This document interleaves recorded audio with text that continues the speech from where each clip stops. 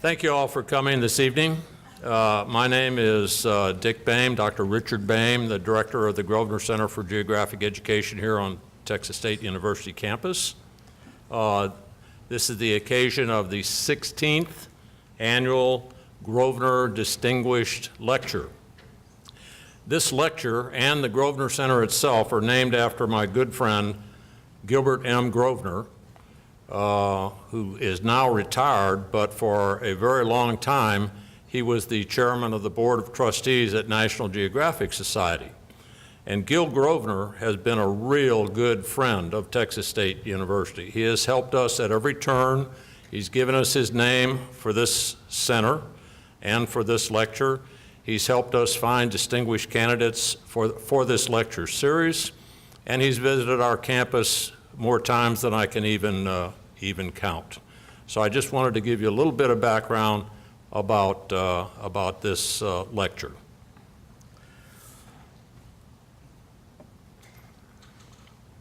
I want to say a few things about the next person that's going to be at this podium, and that's the president of Texas State University, Dr. Denise Trouth. Dr. Trouth has just led us through a massive and impressive building program. This campus is gorgeous. I think all of you would agree with that. She has opened up a second campus in Round Rock. These are amazing accomplishments just in their own right, but altogether it's quite a package. We have an enrollment of 37,000 students. I have no doubt that soon we will be the largest university in the state of Texas. I don't know if that's good or bad.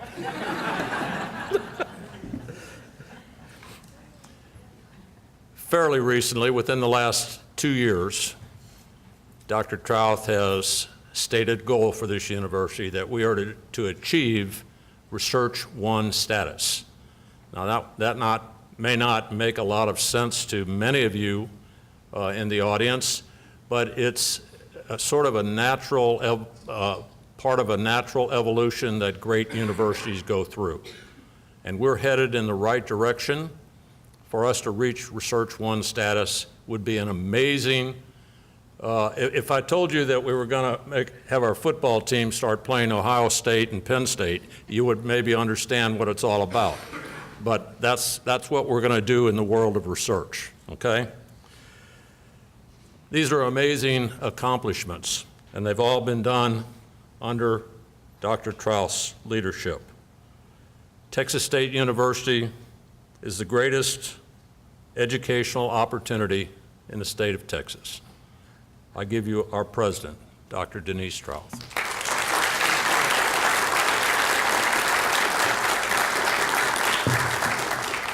Thank you, Dr. Boehm, and I for that lovely introduction. I think it goes without saying, but I'll say it anyhow, that it takes a whole team of people to move any great university in the right direction. And we have many members of the leadership team here, the vice presidents, the provosts, the deans, who are here with us tonight, and we all sort of have joined hands to move this great place.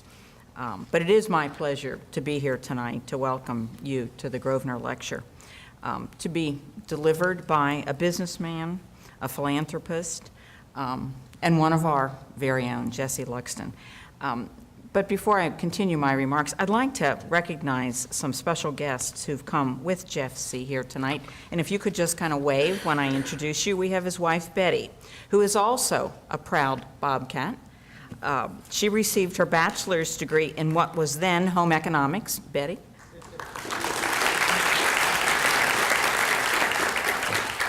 We have Betty's mother, Wilma Smith, who is here with us. Wilma received 2 degrees from Texas State, including a bachelor's degree in 1941 and a master's degree in 1952.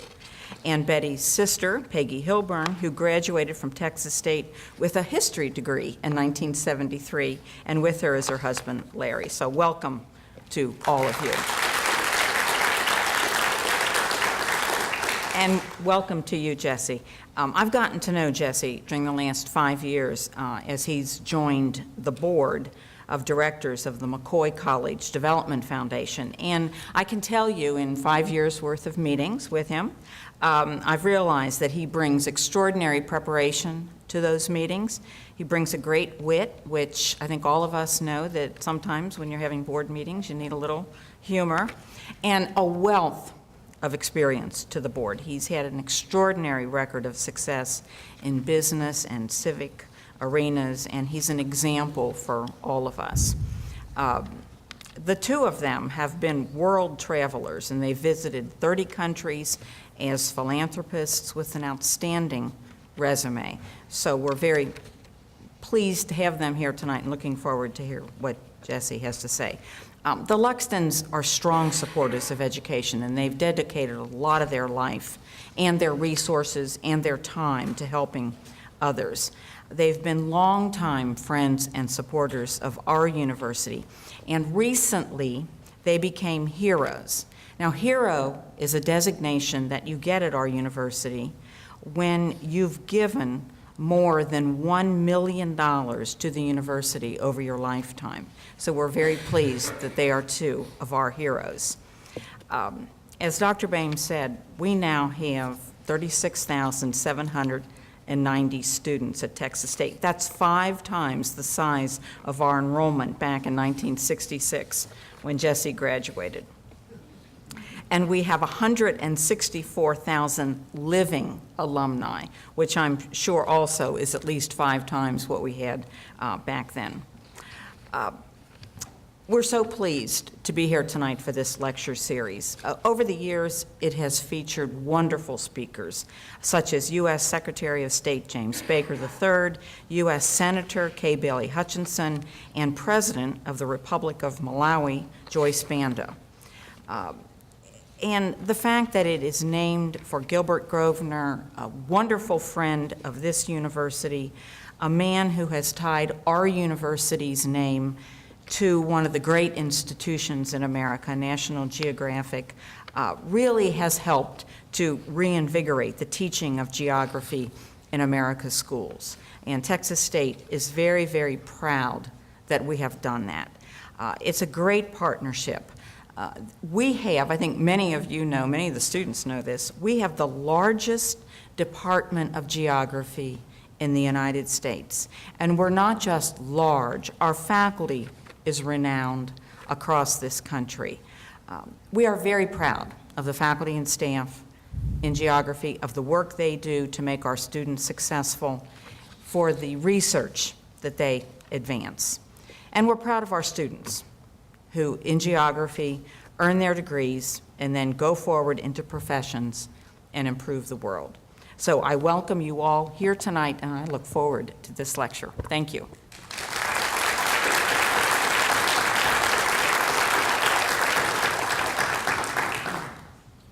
Thank you, Dr. Trouth. We truly appreciate the good words for the Department of Geography. We work hard and have been working hard for a lot of years, and I think that hard work has paid off in grand style. I want to introduce to you now our speaker tonight, Mr. Jesse Luxton.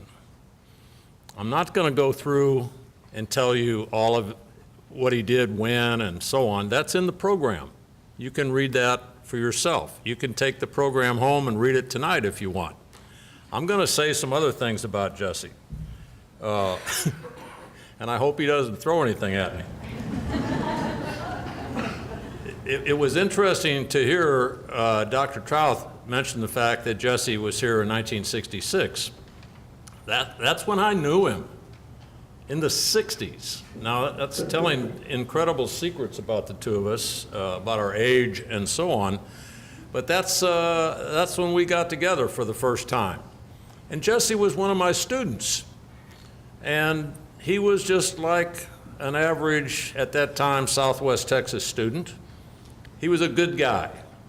And I was totally devoted to teaching at that time in my life, and saw some things in this young man that I thought were of value. I taught him and all my other students as best I could. You never know what's going to happen. Could we have sat down in 1966 or 1967 and said, Jesse, you're going to be the Grosvenor Distinguished Lecture in 2015? He looked at me like I was crazy, and I would have looked at him the same way, maybe. I don't know. There's some incredible messages for you tonight in Jesse's talk. If you're a student, the message is hang in there, listen to your profs, pay attention, do the best you can, and maybe at the time it may not seem like you're absorbing the message, but you are. And you will somehow work that around in your mind, and you'll make valuable use of what you learned, what you heard in the classroom from your professors. You've got a cadre of teachers, professors on this campus that are as good as any university in the United States. And so as a student, I just want to say to you, this man is one example of what a good education will do for you, whether you're a hotshot, whether you cut classes, whether you do this, whether you do that, what kind of a student you are, A, B, C, whatever else there is, I don't know. Don't worry about that. Keep plugging away and keep your ears open, listen carefully, and great things will come your way. The other message, I think, that will come through loud and clear tonight from Mr. Luxton might be for teachers and professors. And that is, teach the best you can, all the time. Give as much of yourself as you can possibly give to your students. They may not look like they enjoy it. They may not look like they even understand it. But let me tell you, it's lodging up there somewhere. And they're going to be able to use it one of these days. So as a student, listen, pay attention, absorb as much as you can. For the professor, keep doing what you're doing because you're doing a terrific job. Jesse Luxton, as Dr. Trouth mentioned, is a hero of this university. He and his wife, Betty, heroes of this university. That's amazing. That is an amazing situation. Not only is this a successful person, a successful couple, but they've chosen to return a lot of their largesse, a lot of their success back to this university to help others. And Jesse Luxton and his wife Betty, in addition to what they've done with this university, maintain a very, very rigorous scholarship program for kids that are trying to get into college to help them make that jump when they wouldn't otherwise maybe be able to afford to go to college. So that's all I'm going to say. Those two messages, the one to the students, the one to the teachers and professors in this room, you'll get a lot of that from Jesse's talk, I am sure. It is my sincere and deep pleasure to give you our Grosvenor Distinguished Lecturer tonight, Mr. Jesse Luxton.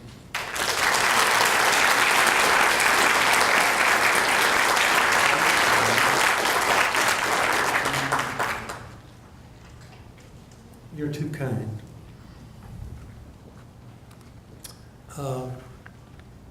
I'd like to say thank you to our president, Denise Trouth, and I'd like to say thank you to Dr. Bame, to the distinguished people that are here tonight at the university, to teachers, but mostly to you students that have shown up. Whatever the motivation was, you got a little higher GPA for coming to this, or you got some food, or whatever it was, it's fine with me, and I'm still honored that you're here.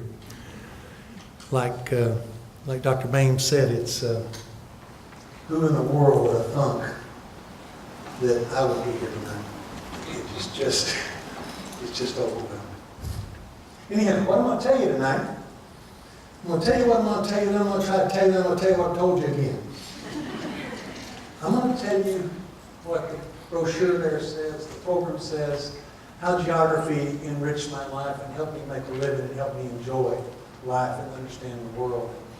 And then I'm going to tell you that, goodness gracious, especially you kids in the audience, looking at me and understanding all the bad stuff I did and all the bits and starts that I had, that surely you can do better than that guy who was talking to us Thursday night. Surely we can do better than him.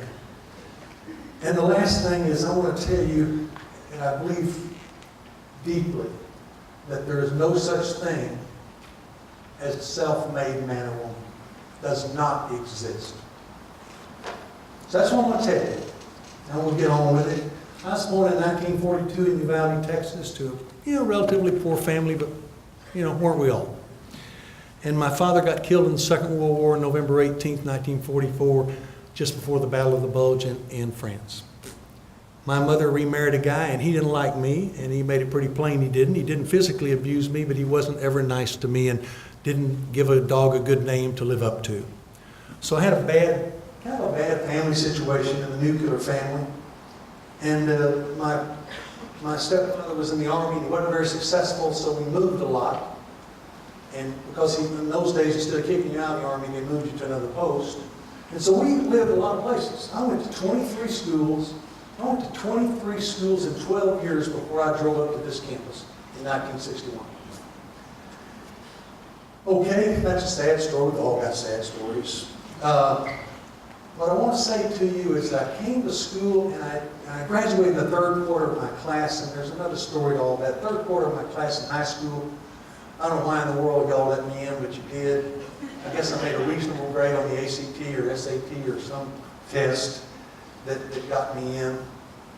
And I did okay the first 2 semesters because I was scared to death I couldn't do the work. But I got here and applied myself first semester and did pretty good. And by the way, in my career, a couple of times I made the dean's list, and a couple of times I was on scholastic probation.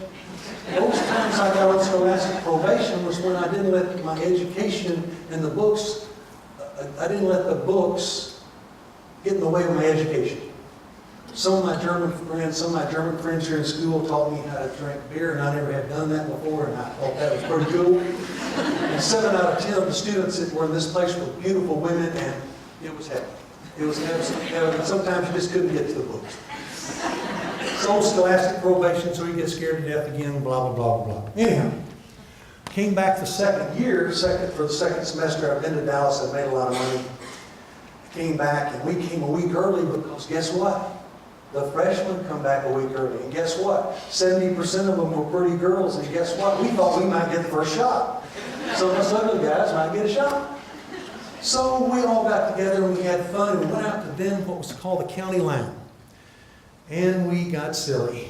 And we even got sillier. We brought alcohol on campus. And we even got sillier. We were driving around in town. There were some girls in a pickup truck, and we were chasing each other and having a little fun. We came across campus down here on the other side of your room down there, the liberal arts place, pulled across there. And we thought those girls beat their horn at us and turned on the lights and flashed them. So we stopped to get out to meet the girls, and guess who it was? It was the campus police.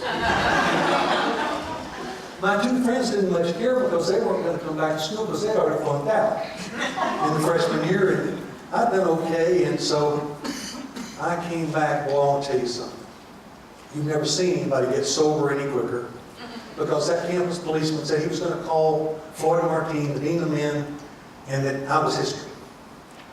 And man, I got straight. I went somewhere and ate something, and I stayed up and I talked to that campus policeman until I was blue in the face. He said, "I can't do anything. I've already talked to Dean Martin, and I got a feeling, son, you're gone."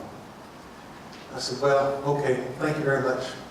So by 7 o'clock, I was up, dressed in my best clothes, and sitting on the steps of Old Main. And the campus police, like I said, already called Floyd Martin, and he got about from here to that camera back there, and he said, "Are you Jess Luxton?" I said, "Yes, I am." He said, "I sure want to talk to you." And I said, "Yes, sir. And I sure want to talk to you." So I told him my story, and I told him that I didn't have anywhere else to go. And I told him that if I would do anything And I meant absolutely anything as if I could stay here. Because I knew I needed to stay here, and I knew it was my way up and out. And he made a deal with me that morning. God only knows how many other deals. I just think I'm special. He made a deal with me, and he said, look, I'll let you back in school. If you ever darken my door again for a disciplinary reason, if you ever darken my door again for a disciplinary reason, you're out of here and you'll never go to another state-supported school. And I said, okay, that's a deal. And I said, I'll never be back here again. He said, no, we'll see. I won't know if I made a bad or a good decision. So you keep in touch with me as you go through school. And I did. And my college life went something like this. I didn't really know what I wanted to major in when I came here, and I took a lot of electives and different things and tried things that didn't work for me, like chemistry and math. It just didn't work for me. And so I finally, and I mean nothing disparaging to the business department, doctor, but I finally settled on business, and I took all the regular courses. I took finance, and I took accounting, and I took marketing, and I took sales, and I took statistics and law and all those things, and I liked those good enough. But I took so many electives along the way before I ever really got to business and got to concentrating on it, that I took a bunch of liberal arts courses. So I want to tell you something. Hope I don't insult anybody here tonight, but my success is an amalgamation of my business courses and that foundation that I got here and the liberal arts courses that I took. The liberal arts courses, and I've just discovered this recently, the liberal arts courses I believe that I took, I took Religions of Mankind, one of the few A's I made, Dr. Bain. I took Humanities, made a C, but God, it was great. I took English Literature with Dr. Norwood. He was unbelievable the way he challenged us in the debates that we had in class, talking about literature and what it meant. I took Economics under Erickson, who had worked for President Truman and advising him, and he was incredible. I don't know whether he's liberal arts or what he is, but he was incredible. I took History under Dr. Poole. I took Geography under a young upstart named Dick Bain, who had just graduated from the University of Texas and come down here and started teaching us. And I love that guy.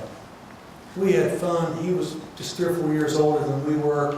We had fun and we learned geography, but we learned more than geography.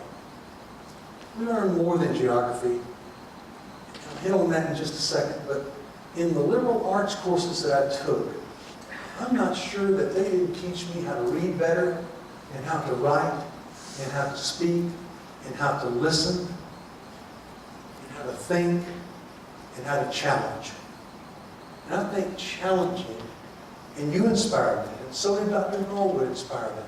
You provoked us to challenge the norm. And we did, and I think those sorts of things also served us as well as accounting and marketing and statistics and finance and those sort of more, I guess, grounded things and more job-oriented skill things. So anyhow, Dick taught us about rivers and currents and climate and longitude and latitude and all that. But he also got into things that we're still talking about today. We talked about climate, we talked about culture, we talked about population growth, water, pollution, transportation, distribution, economic theory, and models. And we strapped it on in class and had a wonderful time. It's a good thing you weren't there, Dr. Trouth. You might have had to tamp us down. So you might have had to tamp us down some if you heard what went on in that classroom, because there was nothing off limits. Anyhow, so now I'm going to transfer over to the business part of my life. Oh, I'm sorry. I got to read you the thread here. Here's what I believe Betty and I took out of Texas State University when we left and went out into the real world, as we say. This amalgamation of knowledge and influences, combined with the student-first creed of this institution, fostered a curiosity to keep on learning and set Betty and me on a life's path of fulfillment, joy, and achievement. When we left here, we left in good shape. We might not have known it at the time, but over time I've realized what a wealth that we took out of this place. Betty got out in 4 years, took me about 5. Sometimes I say I was here 2 terms. Lyndon Johnson's and JFK's. But I was actually here, I guess, for, oh God, I don't know how many semesters, but at least 8 or 10. Anyhow, at least 10. Anyhow, in my business career, take those things that were brought from the university, and you take the fact that I had a passion for what I did once I got into the picture frame business. I loved that business. I would have worked for less money. I loved it so much, and I hope all of you have the love to find something that you absolutely love, and you love to go to work and you work for less money. I never told my board of directors that, but I would have worked for less money. Anyhow, the love of the business, a commitment to the employees to make sure they got a fair shake, and I was dedicated to that, to make sure that they got a fair shake. The fear of failing and being what my stepfather said I might become. And I outworked everybody in town. Everybody within the business and everybody, all my competitors, I outworked them and was overprepared when I went to call on customers or anything I did, because I knew I wasn't as bright as they were, so I needed to be more prepared. And then there was the recognition.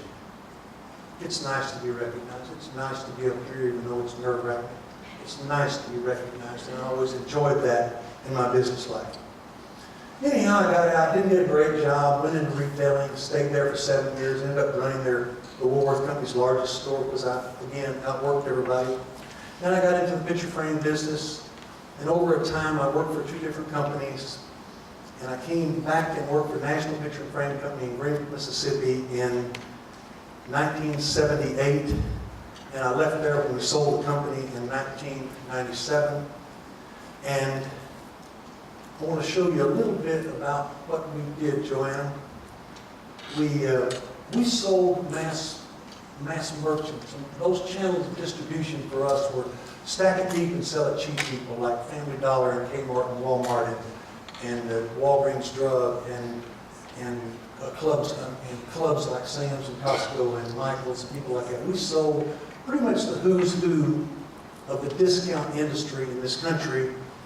And here's where all those folks were located. Here's who some of them were. And geography helped me understand distribution. Geography helped me understand. We live in Greenwood, Mississippi, there where that factory is. And we had to get our product to market the cheapest way we could. And geography and distribution and those sorts of things that we had a basis for here in economic geography helped us do that. The next slide, please, Joanna. The next slide is where we put our reps. We put a factory there, but really that means sales reps this time. We put our reps in proximity to our customers we were selling, and just as importantly to the customers that we wanted to sell. So again, geography played a part in where we put those people so that it would work. We used to have a guy in Ohio, I didn't put him in there, but anyhow, to give you an example, in Pennsylvania there, if you had the rep on the East Coast, you wanted him to cover that part, east of those mountains, and I forget which ones those are, but anyhow, those mountains. And then you'd have a guy in Ohio that would cover Pittsburgh, because you don't have somebody going across the mountain and maybe get snowed in mid-year or something like that. So all of that came into play. We put those reps where the people were, we put those reps where our customers were, and geography and economic geography came into play. And then the old boy. Joanna? The old boy, we sourced mostly raw materials wherever the best price was in the world. We bought glass from Russia, and we bought some finished products in Japan. We bought some lumber in Indonesia, where the star is there. We bought the best molders in the world, the best that could make the best linear molding for the picture frames in the world. We bought the equipment in Italy. We bought expertise from the United Kingdom. We bought expertise from a guy down in Alaska. In Australia, excuse me. And we carried in. Geography helped us understand where those things might be and how those people did things better than anybody else, and that's when we ought to buy the glass. So we bought glass in Ukraine and Russia and Poland. During that period, that last 20 years that I was there, I was president for 10 of those years, but I was in sales and marketing for all 20. And we grew that company from $4 million in sales a year to $73 million in sales a year in a 20-year period. And we grew that company from $50 million in profits a year to $9.5 million in profits. We were the best and there was a whole bunch of us, like you said, Dr. Trout. There was a whole bunch of us working hard all the time to make that the best picture frame company in the world. And on any way you want to measure us about return on investment or profit dollars per sale and lots of other ways that you can measure how a company functions, we were at the very top. At the very top. Nobody beat us in that, and we were second largest in volume. Well, I don't know, I guess at 2 or 3 billion over. It's in there somewhere, a great big industry. At the end of my tenure there, we employed 650 people, and we made 165,000 frames a day. We sent it out there in the truckload, y'all, from little old Greenwood, Mississippi. We took the company public.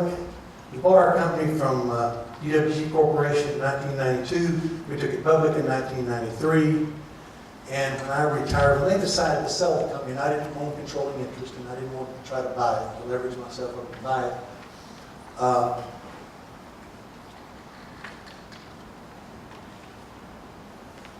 When they decided to sell it, my wife told me we were retiring to Texas. So we did, and I worked for another picture frame company here as chairman of the board and made a little money helping them do better. And that's the end of my business career. And geography was an integral part of it. Then the joy, the real visceral joy is travel. And geography and business help us make the money. Bay and I decided not to have children and spend our discretionary money on saving for our retirement and for travel. So we travel every time we got a chance, and I'll try to abbreviate this. I don't want to run over. How am I doing for time? I'm okay? Okay, great for time, all right. Anyhow, Bay and I got married in '66, married in this little Methodist church right here in town. And that's when I began to straighten up. Those of you that are married will understand what I'm talking about. You know, some things just weren't tolerated anymore. Anyhow, I want to tell you a little bit about my personal life and a little bit about how we came to travel. I told you I was an Army brat, and we moved all around. We traveled all over the southeastern United States. He's the 4th Army. And we went to different climates and different bases, and I liked that. I really did. And all in all, I liked it. Didn't get a great education because I went to too many schools, and teachers couldn't get me nailed down just what they're supposed to say to me or I, and so I never really learned that too well. But anyhow, we also traveled in Europe. And my mother was always the navigator, and she sat up front and had the maps as we traveled throughout the southeastern part of the United States and in Europe. And when in the United States, I thought in those days, because there were service stations, a lot of you kids don't know what a service station is, but unless you went in there and they'd wash your windshield, and they'd check your oil, and they'd do your tires, and they'd charge you a little bit more for gasoline, and you got free maps. So me being the little rascal I was, I'd go in and get different maps. And my idea was, when I got Texas, maybe I got Texas and Oklahoma and Arkansas and Louisiana and Mississippi, that I could go home and cut those maps up and I could paste them together and I could have a hell of a map. You know, I could have a wall full of maps of the whole United States. Well, that was my first geographical experiment that didn't work. So, I don't know why I kept on with any idea. That sure didn't work. I learned something about scale or proportion or whatever you want to call it. They're not all the same. It's a damn shame, but they're not all the same. Anyhow, so went to grade school. I liked geography in grade school. I came up here and had a wonderful time with Dr. Bain. And then when Bain and I got married, we bought a little trailer at Montgomery Ward. So that's a place like Sears now. bought a little $400 trailer because we couldn't afford to do anything else, and we filled up a tank full of gas, and we headed out west. And we had wonderful vacations for 2 or 3 years, and we couldn't afford anything else because our gross income before taxes was about $10,000. That didn't afford much international travel. So we did that a few years, and then we had a wonderful thing with American Express where you could borrow money and take an American Express trip, and then you could pay it back over 18 months, and God only knows what the interest was, but we didn't care. We went to places like Peru and places, and we just had a wonderful time, and then we'd pay it off over 18 months, and then next summer we'd have to get that trailer out again, dust it off, and go somewhere cheap like Oklahoma. Anyhow, so that little fire I had when I came to this school, he threw gasoline on, and Betty was right in there with me because her mama and her daddy took them every year out west in travel trailers too. So we were of the same accord. Anyhow, Betty and I have been to 68 countries in our life, and hopefully we're not through. We're still excited about travel, and I want to share with you how travel makes you a better citizen of your country, how travel makes you a better citizen of the world, and how if you conduct yourself properly, you're a good ambassador when you go to those other countries, and that's good for all of us in this ever-shrinking world. Here we go. You'll never be the same if you go to Hiroshima and Nagasaki, and you stand there and you go to the museums and you understand another side of the story. You also understand how sometimes a minority gets control of the silent majority. None of us should be silent. And like the samurai took over Japan and Adolf Hitler took over Germany. And I hope I don't lose my train of thought here, but I've always thought that we got lucky. We got FDR, and Germany got Adolf Hitler. And I think we were all in such dire straits that something might bad happen to us here. Anyhow, you'll never be the same. If you go to Hiroshima and stand there, and you travel in Japan and stand there, my attitude changed drastically. There were two sides to all these stories. I stood on a grate in Dachau, a wooden grate, because the blood that flowed through that grate, people were machine gunned about as fast as they could do it. They killed as many people as they could and then sent them to the ovens. You'd be profoundly changed. Things like that happen to you and you experience those sort of things, and you'll be a better citizen of this world because you'll understand things better than you ever possibly could by CNN or NBC or even British broadcasting network. We went to Russia. I used to fly hot air balloons. We went to Russia flying hot air balloons one time, and we met these kids that were on our truck with us. That was a chase truck, and these were great kids. They were desperate kids, and we told these kids, if you ever can get the wherewithal to come to the United States, we'll put you up while you try to travel around. Only one of them came, and he was out of money by the time he got to Memphis. So we went and got that rascal. His name is Yuri Lebedev. He's my Russian son, and I'm his American father. And we formed a bond because of that trip to Russia and that ballooning thing, that you can't get an understanding of another country unless you got a kid now that's 40 years old, he's living in Moscow making a living, and married to his sweetheart out of high school. But this kid stayed here. He got a bachelor's degree, he got a master's degree from Millsaps in Jackson, Mississippi. And I'm very proud of this kid, and I'm very proud of the help that May and I gave him and helped him get an education. He's my Russian son. The other thing you take away from Russia is, don't think you can whip Russia. Don't think you can whip Russia by invading her. Adolf Hitler found that out, and Napoleon found that out. They are tough, resilient folks. They're good people. They were nice to us. They had nothing. They shared what they had with us when they were there. Antarctica is the most gorgeous place on the planet. It's just, it's unbelievable beauty. If you ever go there, you'll be changed forever. You see the fish, you see the birds, you see the whales, you see the fur, the animals. And all that just gives you such a thrill. You understand how something can come back. The whales were almost all extinct. And the fur seals were almost extinct. They killed millions of them. And when we quit killing them for various reasons, mostly economic, not moral, they came back. And that place is the most gorgeous place on earth. There's nothing like seeing albatrosses in courtship flying side by side over the mountains and over the ocean and ferrying out. It touches your soul. Anyhow, you also learn a dark side there. Anybody that don't believe that the world's heating up is crazy.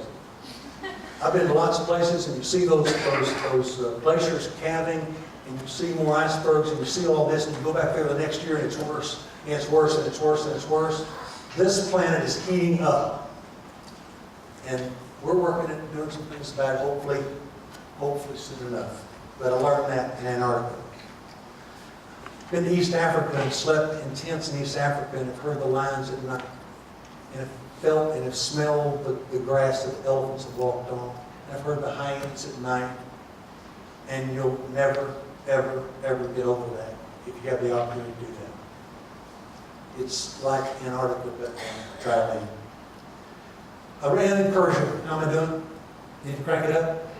I'm okay? Iran and Persia. Betty and I went to Iran 2 years ago. We were begged not to go by all of our family. And we went anyhow, of course. And we've never been treated better, with more sincere welcoming, and more interest in the United States of America, and more admiration for the United States of America than we were in the streets and restaurants and buses and museums when we were in Iran.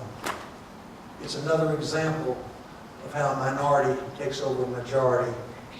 We had some things to do with that. And we propped up the Shah, and it wasn't too good of him either. They got rid of him, and they got something worse with these Ayatollahs and imams.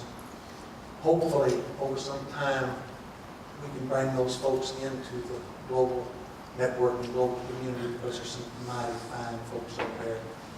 We met lots of college kids, mostly women. They're just fantastic. Here in Jaya, all I'll tell you about here in Jaya is we went up in the mountains where people used to still be cannibals, or they were still cannibals, and we saw where people lived and died and didn't change the earth at all. It was not changed. Their economic model was real simple, and the earth wasn't damaged when they left.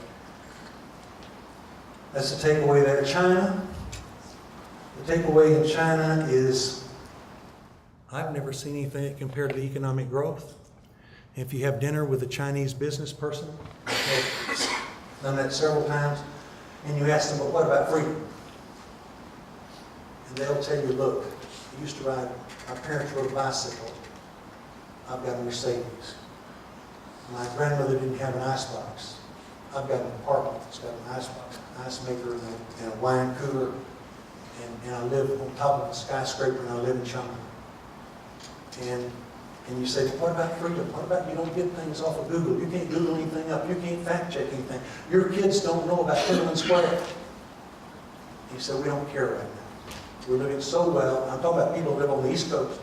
We're living so well, we don't care right now. We're doing well, and we'll work on these problems later on. So freedom is not an issue there. Now, I want to tell you that I don't think anyone is self-made.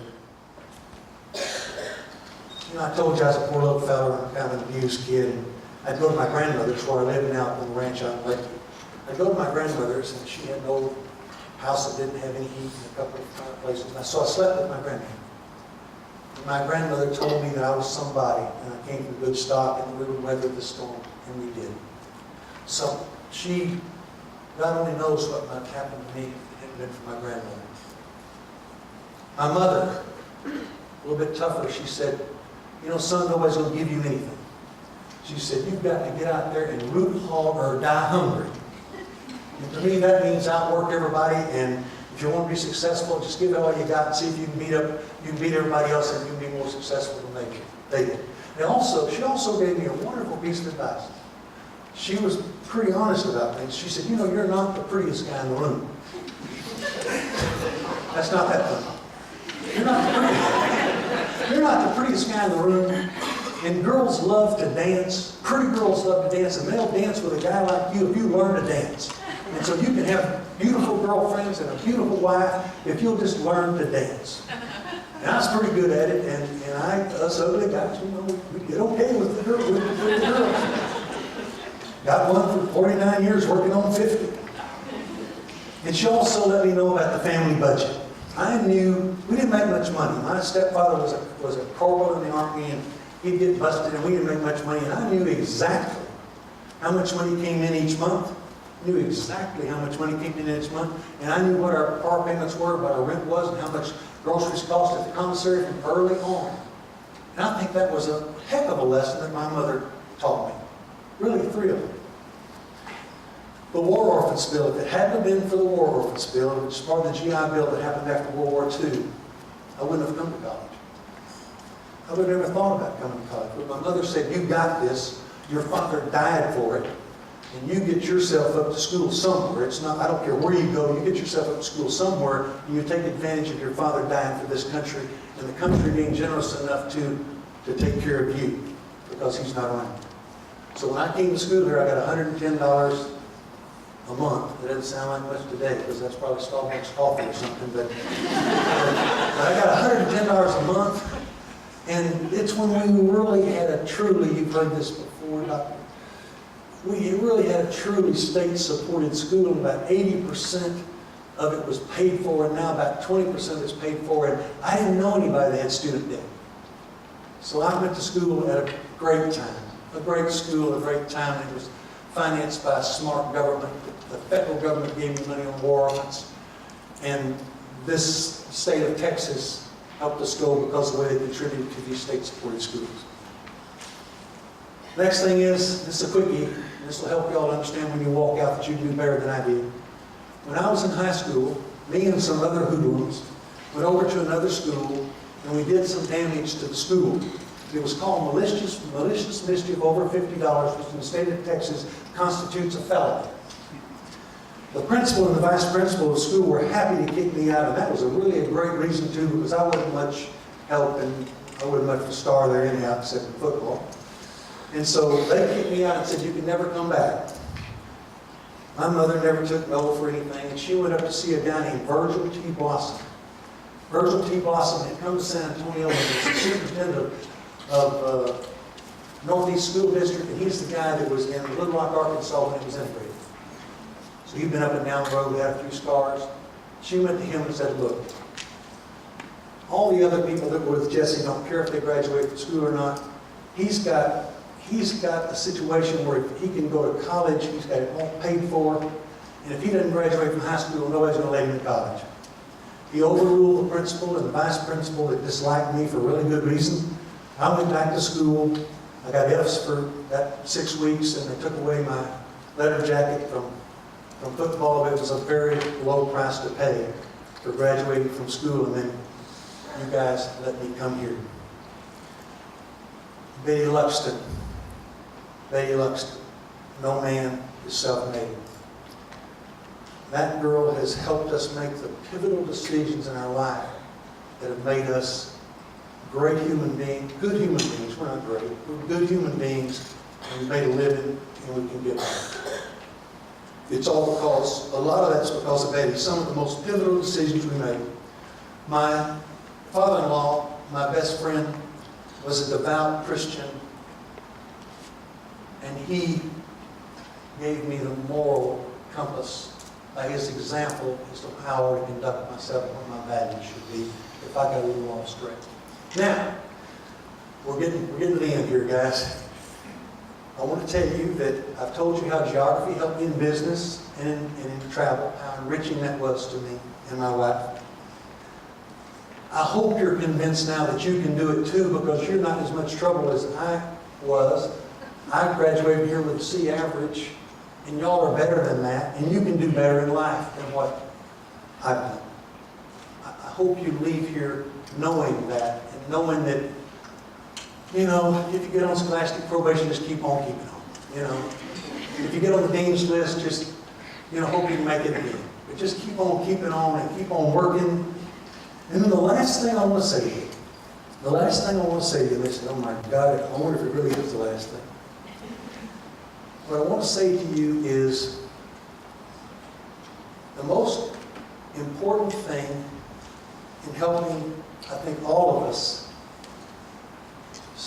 prove that we're not self-made is that many times Betty and I have gone overseas and we've flown back into LA or San Francisco or Miami or someplace, and we've been with people that were smarter than we were, and were harder working than we were, and weren't getting anywhere.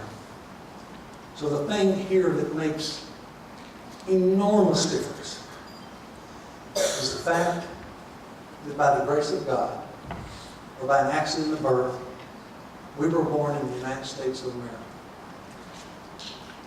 Guys and girls and ladies and gentlemen and dignitaries, I'm going to say something nice about y'all and me.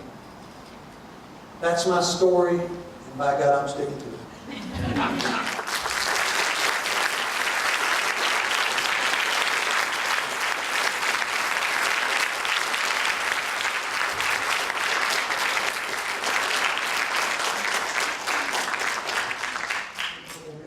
What do you think, old man? Thank you. Thank you. We have a little bit of time for questions, if there were just a few questions. Jesse said that he'd be happy to field a couple of questions from the audience. Anybody have? Before we get a question. You want to ask him about any of those police pickups or the... Aren't you with us that night? Before anybody does have a question, I'm happy to do that. I want to tell you that these two ladies right here have made me and Dr. Bain look good if you can possibly make us look good. Lisa? Thank you very much. She did the physical stuff of getting all the food and the flowers and who's going to take a picture and how we got my family up the ramp, and she almost wrote. She was a coach, and she was a diplomat, and she's smart as hell, and she helped me with the outline of the speech, and then she criticized sometimes when she thought I was getting a little too far out on the edge, and I owe a lot to you, girl. I'll never forget you. Well, I'm not going to work unless I get off tonight. Anyhow, if anybody has a question, oh, wait a minute. Katie Young Henderson. That girl right there in the blue, she is one of our scholarship students from Lake, Texas. She came to Southwest, she came to Texas State University, and she majored in speech pathology or something. Is that close enough? Speech pathology. She graduated last year, summa cum laude, from Lake, Texas.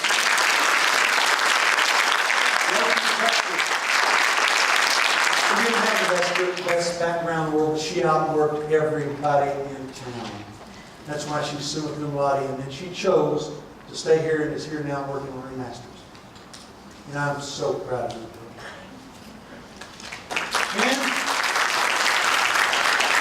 And that's my cousin over there. She knows stories we shouldn't tell, Martha Bashan sings, and that's her husband there. Graduated from some crummy little old place, I don't know, over in A&M or something like that. He's also a doctor. He studies bugs and things, but he's a bug doctor. And there's my brother-in-law over there, and me and him are hunting buddies. And once in a while we take a sip of something that we don't tell mom about. That's all I know. Anybody got a question? Anybody got a question? Now, you're going to hurt my feelings. Somebody doesn't ask. Yes, ma'am. What you got? I know you have gained a lot of life experience traveling. Did Yes. you ever feel like you were missing something back in America? Like you were missing out? No, ma'am, because when I was in my business, I was a selling CEO. And I traveled this country every other week. My wife says we had a successful marriage because I traveled every other week. But I don't think I ever missed anything. No, because in the world today, in most of the places, especially the last 20 years, there's British broadcasting and there's things like that. And we were able to keep in touch with our family by email and things like that. But early on, we probably did, because we'd be gone 3 weeks at a time. If the factory burned down, they just had to fix it. You know? So I don't think I missed anything. And we travel every year. I ride motorcycles, and we travel all throughout the West every year, and sometimes out east, and sometimes up in Canada on the scooters. One time went to Alaska, so I don't think I missed much. Yes, ma'am. Where was your favorite place that you traveled? I know it's hard.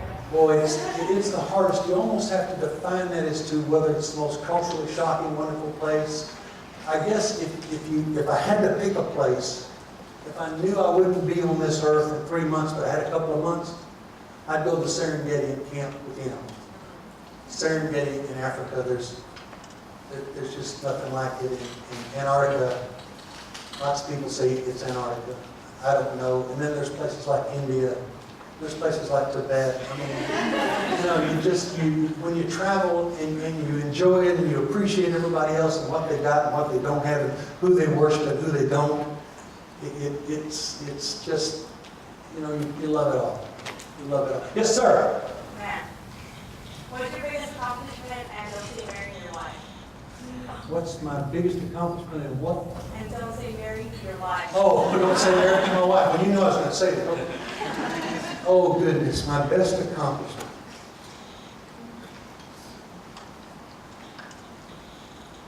I guess taking a little old bitty company in Grosvenor, Mississippi, and getting some people that you weren't afraid to walk down a dark alley with, because we all fight to the death, and building that company into something that was national, and taking it public, and paying our workers more than anybody in the region made, and paying our people more than they were probably worth, but kind of being like a Steve Jobs, expecting an awful lot for what you pay them for, and learning that people will die for an idea, but not for $300,000 a year. I guess it was National Picture and Frame. Yes, sir. Is there a country that, you left early because you hated it? It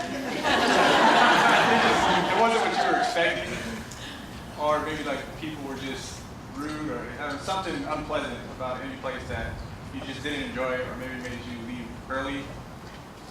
I don't think we ever left early.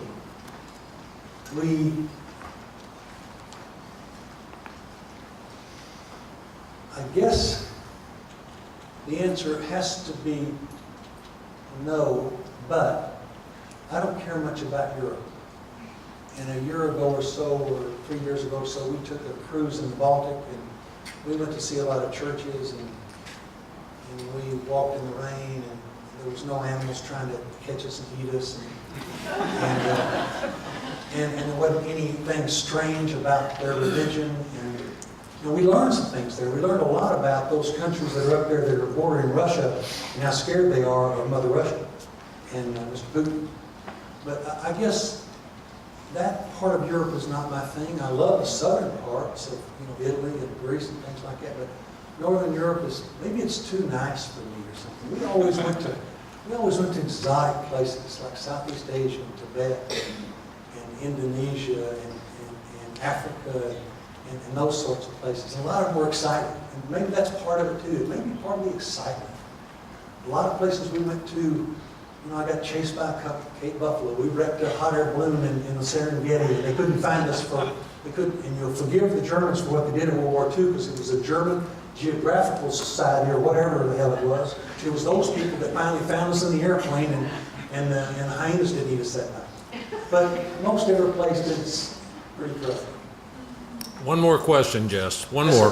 How did you convince your wife to let you buy a motorcycle? She's always let me air it out.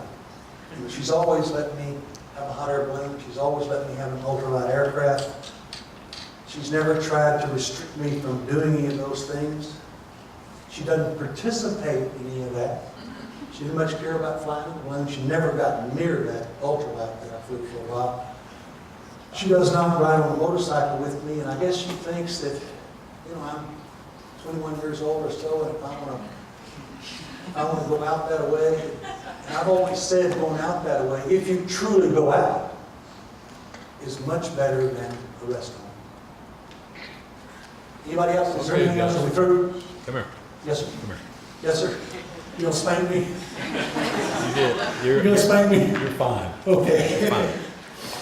Jesse, there are only 16 people in existence in the world that have a Gilbert M. Grosvenor medal.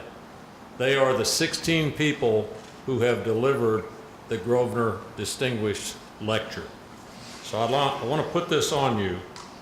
I want you to wear it to bed tonight.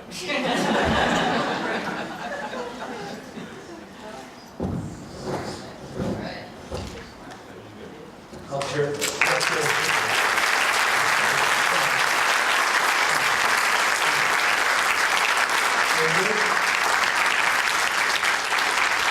Thank you, folks. Thank you, folks, very much for coming this evening. This has been a good audience, a friendly audience. It's been a great talk. I appreciate you being here. We're going to adjourn now. Thank you.